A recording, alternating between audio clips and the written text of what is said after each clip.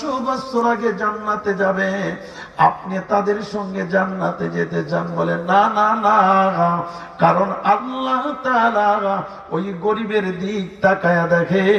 গরিব যখন সকালবেলা পান্তা ভাত খাইয়া ওই রিকশাওয়ালা ঘাট থেকে পুরাতন ময়লাওয়ালা একটা গামছা নিয়ে যখন মুখটা মুছে যখন বলে আলহামদুলিল্লাহ, এই আলহামদুলিল্লাহ আমি আল্লাহর কাছে একরকম। আর ধনী যখন ঘিয়ে বাজা পরেটা বাইজা সেই পরেটা খেয়ে সকালবেলা যখন মখমলের কাপড় দিয়ে টিস্যু দিয়ে মুখ মুছে বলে আলহামদুলিল্লাহ, ওই গরিবের আলহামদুলিল্লাহ আর ধনীর আলহামদুলিল্লাহর মধ্যে আকাশ আর জমিন ব্যবধান যেমন, আমি আল্লাহর কাছে গরিব আর ধনীর কাছে তেমন ব্যবধান। এই জন্য আল্লাহ রাব্বুল আলামিন বলেছেন গরিবী হিসাব